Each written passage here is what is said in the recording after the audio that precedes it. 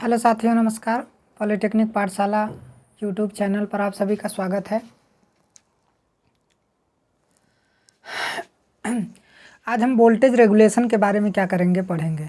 पिछले लेक्चर में हमने वोल्टेज ड्रॉप के बारे में पढ़ा, तो यहाँ पर वोल्टेज ड्रॉप की हमें क्या पड़ेगी, ज़रूरत पड़ेगी। तो यहाँ पर सबसे पहले हम देखते हैं कि वोल्टेज रेगुलेशन होता क्या है। ठीक है, अब यहाँ पे अगर वोल्टेज रेगुलेशन की बात करें तो जैसे हमारे पास कोई क्या है, ट्रांसफार्मर है। अगर मैं देखूं कि हमारे पास कोई ट्रांसफार्मर है तो देखते हैं कि कैसा ट्रांसफार्मर है। ये हमारे पास क्या है, ट्रांसफार्मर है।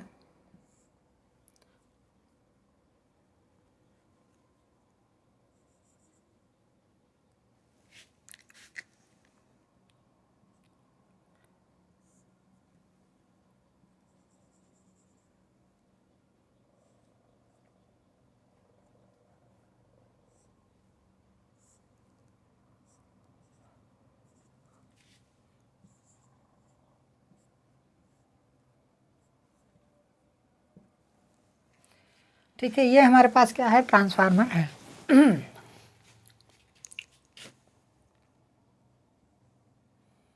ये कोर का सिंबल है।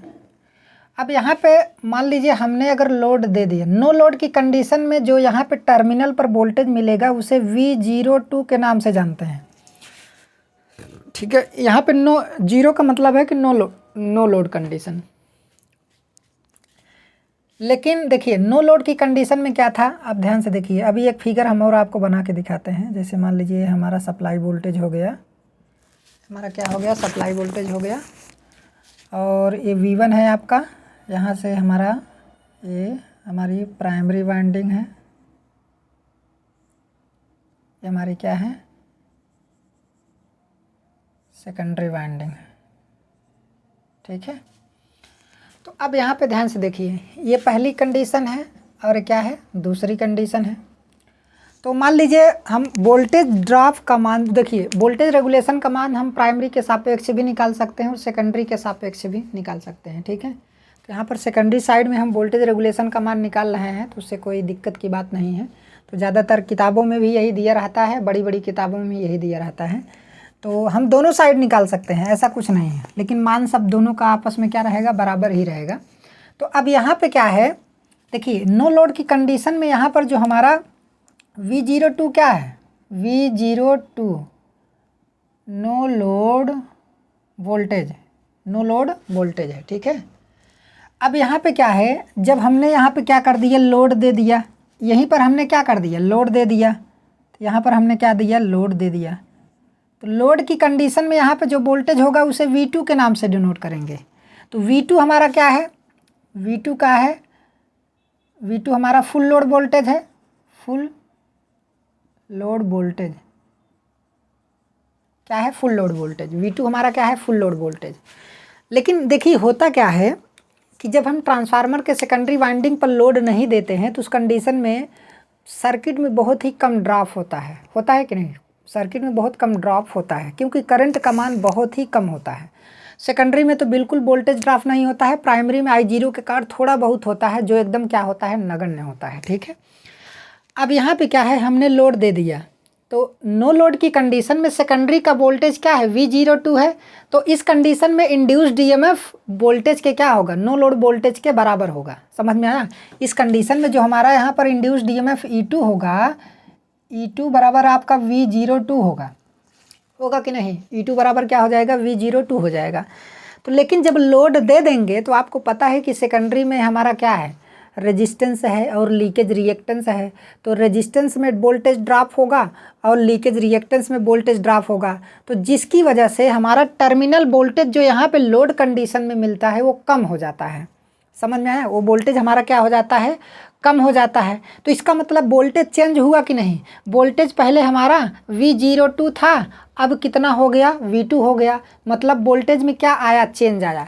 तो इस चेंज में अगर इसी नो लोड वोल्टेज से हम डिवाइड कर दें तो यही हमारा क्या कहलाएगा, वोल्टेज रेगुलेशन कहलाएगा। पहले नो लोड वोल्टेज हमारा V0 था, लेकिन अब लोड दे दिए तो हमारा वोल्टेज V2 हो गया। अब लोड की कंडीशन में कुछ न कुछ टर्मिनल वोल्टेज घट जाएगा। क्यों घट जाएगा? क्योंकि लीकेज रिएक्टेंस है और लीकेज रेजिस्टेंस है, जिसकी वजह से वोल्टेज हमारा क्या हो जाएगा? घट जाएगा। समझ में आया? अब कैसे घट जाएगा ध्यान से देखिए भाई, सिंपल सी बात है कि कुछ न कुछ यहाँ पर रेजिस्टेंस होगा, कुछ न कुछ लीकेज रिएक्टेंस होगा। समझ में आया? अगर नो लोड होगा तो E2 बराबर आपका क्या होगा? V02, मतलब E2 यहाँ पे V02 होगा। E2 बराबर यहाँ पर टर्मिनल वोल्टेज होगा नो लोड की कंडीशन में। हालांकि यहाँ पर रेजिस्टेंस R1 है, यहाँ पे क्या है आपका X1 है। ठीक है, अभी देखिए नो लोड है तो कोई भी करंट नहीं फ्लो करेगी, तो इसमें कोई भी वोल्टेज ड्रॉप नहीं होगा। लेकिन जब लोड दे देंगे ना तो इसमें I2 इंटू R1, हम यहाँ पे R2 लिख देंगे, यहाँ पे R2 कर देंगे। I2 into R2, I2 into X2 क्या हो जाएगा? वोल्टेज ड्रॉप होता चला जाएगा। जैसे जैसे करंट बढ़ेगा वैसे वैसे वोल्टेज ड्रॉप का मान क्या हो जाएगा? बढ़ जाएगा। तो यहाँ पर जो टर्मिनल पर वोल्टेज मिलेगा वो क्या हो जाएगा? कम हो जाएगा। मतलब क्या है कि यहाँ पर अगर 100 वोल्ट जनरेट हो रहा है तो मान लीजिए फुल लोड की कंडीशन में यहाँ पर इन दोनों के कारण जो है 30 वोल्ट क्या हो गया? ड्रॉप हो गया। तो यहाँ पर कितना मिलेगा? 70 वोल्ट मिलेगा ना। तो कहने का मतलब देखिए चेंज कितने का हुआ? चेंज 30 का हुआ। चेंज कितने का हुआ? 100 में 70 घटाएंगे तो 30 का हुआ।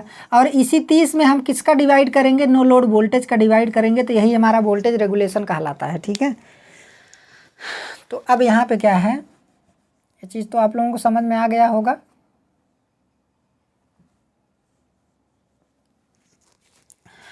तो नो लोड वोल्टेज हमारा V02 है और फुल लोड वोल्टेज हमारा क्या है? V2 है। तो V02 में से अगर V2 को घटाएंगे तो कितना वोल्टेज ड्रॉप हुआ है, कितना टर्मिनल पर वोल्टेज कम हुआ है, वो चीज़ हमको पता चल जाएगा। और उसी में नो लोड वोल्टेज का हमें क्या कर देना है? भाग देना है। ठीक है, अब यहाँ पे पहले उसके डिफिनीसन को पढ़ लेते हैं, फिर उसके बाद आगे डिस्कस करते हैं कि वोल्टेज रेगुलेशन क्या है। प्राइमरी वोल्टेज को स्थिर रख करके जब सेकेंडरी साइड पर लोड दिया जाता है तो सेकेंडरी टर्मिनल वोल्टेज रेजिस्टेंस तथा लीकेज रिएक्टेंस में वोल्टेज ड्रॉप के कारण घट जाता है। अर्थात जब नो लोड वोल्टेज से फुल लोड वोल्टेज कम हो, अर्थात नो लोड वोल्टेज से फुल लोड वोल्टेज क्या हो जाता है? कम हो जाता है। भाई नो लोड वोल्टेज हमारा ज़्यादा होगा, जब फुल लोड वोल्टेज होगा तो V2 का मान नो लोड वोल्टेज से क्या रहेगा? कम रहेगा। तो यहाँ पर क्या हो जाता है? कम हो जाता है। इस प्रकार V02 माइनस V2 का चेंज हो जाता है। भाई सिंपल सी बात है, पहले नो लोड वोल्टेज था, मान लीजिए हमारा नो लोड वोल्टेज कितना था? 100 था। अब फुल लोड वोल्टेज हमारा 70 है। तो चेंज कितने का हुआ? 100 माइनस 70 बराबर कितने का हुआ? 30 हुआ। भाई नो लोड वोल्टेज हमारा V0 था, फुल लोड वोल्टेज V2 था। तो V02 में से V2 घटाएंगे तो यही तो चेंज आएगा। तो यहाँ पर इस प्रकार V02 माइनस V2 का चेंज हो जाता है। यदि इस चेंज V02 माइनस V2 में नो लोड वोल्टेज से डिवाइड कर दिया जाए तो इसे वोल्टेज रेगुलेशन कहते हैं। समझ में आया? इसे क्या बोलते हैं? वोल्टेज रेगुलेशन के नाम से जानते हैं। तो जो हमारा नो लोड से फुल लोड वोल्टेज चेंज हो रहा है उसी चेंज में हमें नो लोड वोल्टेज का क्या देना है? भाग देना है। तो हमें वोल्टेज रेगुलेशन क्या हो जाएगा? मिल जाएगा। इस रेगुलेशन को रेगुलेशन डाउन के नाम से भी जानते हैं। एक चीज़ और ध्यान दीजिए, ट्रांसफार्मर में हमेशा जो नीचे वाला टर्म होता है वो नो लोड वोल्टेज होता है। बाकी चाहे आप अल्टरनेटर पढ़ेंगे, चाहे आप जनरेटर पढ़ेंगे, समझ में आया? तो वहाँ पर जो हमारा वोल्टेज रेगुलेशन होता है वहाँ पर फुल लोड वोल्टेज को नीचे रखा जाता है। वहाँ पर फुल लोड वोल्टेज को क्या किया जाता है? नीचे रखा जाता है। ठीक है, और ट्रांसफार्मर में यहाँ पर नो लोड वोल्टेज को क्या किया जाता है? नीचे रखा जाता है। ये बहुत इंपॉर्टेंट पॉइंट है। तो जब यहाँ पर ध्यान से देखिए, नो लोड वोल्टेज होगा तो जब इसमें डिवाइड होगा तो इसका मान क्या आ जाएगा? बहुत कम आएगा। तो कम रखने के लिए, वोल्टेज रेगुलेशन के मान को कम रखने के लिए यहाँ पर क्या बोलते हैं? नो लोड वोल्टेज से भाग देते हैं। इसीलिए इस रेगुलेशन को रेगुलेशन डाउन के नाम से भी जानते हैं। अगर यहाँ पर फुल लोड वोल्टेज से भाग दे देंगे तो रेगुलेशन अप के नाम से उसे क्या करते हैं? जानते हैं। लेकिन ट्रांसफार्मर में केवल ये क्या किया जाता है? यूज किया जाता है। मतलब चेंज में हम क्या करेंगे? नो लोड वोल्टेज से डिवाइड करेंगे। तो इस रेगुलेशन को हम रेगुलेशन डाउन के नाम से भी क्या करते हैं? जानते हैं। वोल्टेज ड्रॉप, ध्यान से देखिए, वोल्टेज ड्रॉप यहाँ पे क्या है? V02 माइनस V2 है। भाई यहाँ पर देखिए, पहले नो लोड वोल्टेज 100 था, अब 70 हो गया। वोल्टेज ड्रॉप कितने का हुआ? 30 का हुआ। तो नो लोड वोल्टेज है माइनस फुल लोड वोल्टेज घटा देंगे तो हमारा वोल्टेज ड्रॉप ही तो निकलेगा। तो वोल्टेज ड्रॉप बराबर V02 माइनस V2। अब हमें पता है कि वोल्टेज रेगुलेशन बराबर वोल्टेज ड्रॉप बटे नो लोड वोल्टेज होता है। यहाँ पर तो हमने पढ़ा है वोल्टेज ड्रॉप बटे नो लोड वोल्टेज। इसका मतलब है कि वोल्टेज ड्रॉप हमें निकालना पड़ेगा। तो वोल्टेज ड्रॉप तो हमने पहले ही क्या कर दिया है, निकाल दिया है। हमें पता है कि वोल्टेज ड्रॉप कितना होता है, I2R02 cos phi plus minus I2 X02 sine phi plus I2 X02 sine phi minus plus I2R02 cos phi. समझ में? यहाँ पर माइनस प्लस इसलिए लिखा गया है क्योंकि मतलब माइनस और प्लस ये लीडिंग और लैगिंग को क्या करता है, बताता है। तो कब माइनस लिया जाएगा, कब प्लस लिया जाएगा, ये चीज़ आपको पिछले लेक्चर में क्या किया गया है, बताया गया है। तो ये हमारा क्या है, वोल्टेज ड्रॉप है। अब ध्यान से देखिए यहाँ पर ये वाला जो वोल्टेज ड्रॉप है, आप ध्यान से देखिए ये वाले वोल्टेज ड्रॉप में यहाँ पर V02 का क्या कर दिया गया, भाग दे दिया गया। तो इसकी जो वैल्यू आती है ना, इसकी जो वैल्यू आती है बहुत ही कम आती है। एक तो यहाँ पर जो वैल्यू आएगी पॉइंट में आएगी, और दूसरा इसका स्क्वायर कर देंगे तो और कम हो जाएगा, और तीसरा V02 से भाग दे देंगे तो और कम हो जाएगा। तो इसीलिए इसको हम लगभग किसके बराबर मांग रहे हैं, 0 के बराबर। ये वाला पोर्शन हमारा क्या हो जाए, ये वाला पोर्शन हमारा क्या हो जाए, लगभग किसके बराबर हो जाए, 0 के बराबर। लगभग किसके बराबर हो जाए, 0 के बराबर हो जाता है, मतलब होता है। क्योंकि वोल्टेज रेगुलेशन में भी वहाँ पर अगर देखेंगे तो किनारे n इंटू एन मतलब NM बराबर इतना आता है। तो NM क्या है, बहुत कम है। समझ में आया? तो उसको हम 0 के बराबर क्या कर सकते हैं, मान सकते हैं। तो यहाँ पर ये वाला पोर्शन 0 हो गया, तो ये वाला पोर्शन हमारा क्या हो गया, बच गया। तो वोल्टेज ड्रॉप बराबर हमारा क्या निकलेगा, I2 into R02 cos phi plus minus I2 into X02 into sine phi हो गया। समझ में आया? तो ये हमारा वोल्टेज ड्रॉप निकल के आया। तो अब इस वोल्टेज ड्रॉप को इसी फार्मूले में हम क्या कर देंगे, रख देंगे। तो यहाँ पर देखिए वोल्टेज रेगुलेशन बराबर वोल्टेज ड्रॉप बटे नो लोड वोल्टेज। तो यहाँ पर देखिए वोल्टेज ड्रॉप रख दिया गया और ये हमारा क्या है, नो लोड वोल्टेज है। समझ में आया? तो इतना वोल्टेज ड्रॉप हमारा हो रहा है। अब यहाँ पे क्या होगा, परसेंटेज में अगर निकालना है तो परसेंटेज वोल्टेज रेगुलेशन बराबर इंटू 100 हो जाएगा, यहाँ पर V02 हो जाएगा। अब ध्यान से देखिए यहाँ पर जब I2R02 में V02 का क्या करेंगे, भाग देंगे, यहाँ पे भी भाग देंगे। तो उस कंडीशन में क्या होगा, देखिए यहाँ पर वोल्टेज रेगुलेशन बराबर VR cos phi plus minus VN sine phi, जहाँ पर VR बराबर क्या है, I2R02 बटे V02। देखिए इसमें भाग देंगे ना आप, देखिए इसमें भाग देंगे और इसमें क्या करेंगे, भाग देंगे। तो I2R02 बटे V02, I2R02 बटे V02। अब इसी को परसेंटेज में, ये परसेंटेज वोल्टेज ड्रॉप है, इसे क्या है, परसेंटेज वोल्टेज ड्रॉप है, per unit percentage voltage drop है। ठीक है, तो ये भी क्या है, ये रेजिस्टेंस के कारण है और ये क्या है, लीकेज रिएक्टेंस के कारण है। तो यहाँ पर VN हो जाएगा और यहाँ पर क्या हो जाएगा, VR हो जाएगा। ठीक है, तो ये हमारा वोल्टेज रेगुलेशन का क्या निकलता है, फार्मूला निकलता है। अब दूसरी बात क्या है, वोल्टेज रेगुलेशन का मान जितना ज़्यादा कम हो उतना ही अच्छा माना जाता है। वोल्टेज रेगुलेशन का मान अगर बहुत ही कम है तो इसका क्या मतलब है, इसका ये मतलब है कि हमारा नो लोड से फुल लोड तक वोल्टेज हमारा क्या है, कांस्टेंट बना हुआ है। वोल्टेज में चेंज बहुत कम आ रहा है और यही हमें चाहिए भी, भाई लोड वोल्टेज चेंज ना हो तो बहुत ही अच्छा है, एकदम कांस्टेंट बना रहे, जिससे हमारा जो इक्विपमेंट है, जो हमारा लोड है, उसकी परफॉर्मेंस काफ़ी क्या होती है, अच्छी होती है। तो वोल्टेज रेगुलेशन का मान अगर बहुत ही कम है तो इसका मतलब लोड वोल्टेज या टर्मिनल वोल्टेज में बहुत ही कम परिवर्तन हो रहा है, लगभग क्या है, कांस्टेंट है।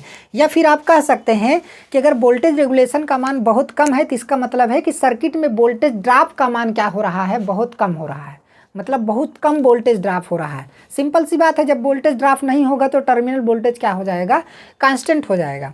तो वही चीज़ यहाँ पे क्या किया गया है, लिखा गया है। तो वोल्टेज रेगुलेशन का मान जितना कम हो उतना ही अच्छा माना जाता है। यदि वोल्टेज रेगुलेशन का मान बहुत कम है तो इसका मतलब है कि लोड कंडीशन में टर्मिनल वोल्टेज कांस्टेंट रहेगी तथा वोल्टेज ड्रॉप बहुत क्या हो जाएगा, कम हो रहा है। समझ में आया? इसका मतलब ये है, जीरो वोल्टेज रेगुलेशन को बहुत ही अच्छा माना जाता है। अगर जीरो वोल्टेज रेगुलेशन है तो टर्मिनल वोल्टेज एकदम कांस्टेंट बना रहेगा, थोड़ा सा भी वेरिएशन नहीं रहेगा। अब यहाँ से ध्यान से देखिए, अब देखिए एक लीडिंग पावर फैक्टर होता है और एक लैगिंग पावर फैक्टर होता है। तो लीडिंग पावर फैक्टर पर जो है वोल्टेज रेगुलेशन का मान मिनिमम पॉजिटिव, जीरो और निगेटिव वोल्टेज रेगुलेशन प्राप्त होता है। देखिए लीडिंग पावर फैक्टर पर हमें देखिए वोल्टेज रेगुलेशन का मान 0 भी होता है, मिनिमम भी होता है, मैक्सिमम भी होता है, पॉजिटिव भी होता है, निगेटिव भी होता है। समझ में आया? तो देखिए लीडिंग पावर फैक्टर पर ये अगर कहा जाए कि लीडिंग पावर फैक्टर होगा तो लीडिंग पावर फैक्टर कब होगा, कहाँ होगा, कैसे नहीं होगा, ये चीज़ आगे आपको बताया जाएगा। हालांकि ये बहुत ज़्यादा हाई लेवल का टॉपिक है, तो ये सब जेई लेवल या बीटेक उटेक में क्या किया जाता है, आपको पढ़ाया जाता है। तो यहाँ पे भी हम आपको बताएंगे, लेकिन अभी क्या है पहले इसके बारे में डिस्कस कर लेते हैं। तो जो हमारा लीडिंग पावर फैक्टर होता है इस पर मिनिमम पॉजिटिव वोल्टेज रेगुलेशन प्राप्त होता है, 0 वोल्टेज रेगुलेशन भी प्राप्त होता है और निगेटिव वोल्टेज रेगुलेशन भी हमें क्या होता है, प्राप्त होता है। ठीक है, तो यहाँ पर ये इस पॉइंट को आपको क्या करना है, नोट करना है। लीडिंग पावर फैक्टर का मान, लीडिंग पावर फैक्टर पर देखिए लीडिंग पावर फैक्टर पर वी आर का मान, वी आर का मान देखिए लीडिंग पावर फैक्टर पर वी आर वोल्टेज रेगुलेशन का मान minimum positive, 0 negative voltage regulation प्राप्त होता है। नहीं सही लिखा था, गलत नहीं लिखा था। पावर फैक्टर पर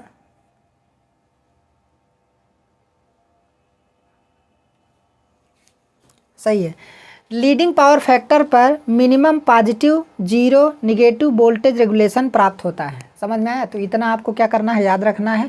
लेकिन यदि लैगिंग पावर फैक्टर है, क्या है, lagging power factor, lagging power factor होगा, जैसे इंडक्टिव लोड होता है हमेशा लैगिंग पावर फैक्टर ही होता है, लीडिंग बहुत कम होता है। ठीक है, लीडिंग होता ही नहीं है। लीडिंग कहाँ पर होता है, वो सिंक्रोनस मशीन में होता है और कई सारी मशीनों में होता है, उसके बारे में आपको डिस्कस करके क्या किया जाएगा, बताया जाएगा। तो यहाँ पर जो हमारा लैगिंग पावर फैक्टर होता है, लैगिंग पावर फैक्टर पर वोल्टेज रेगुलेशन का मान मैक्सिमम तथा पॉजिटिव होता है, इतना आपको ध्यान में रखना है।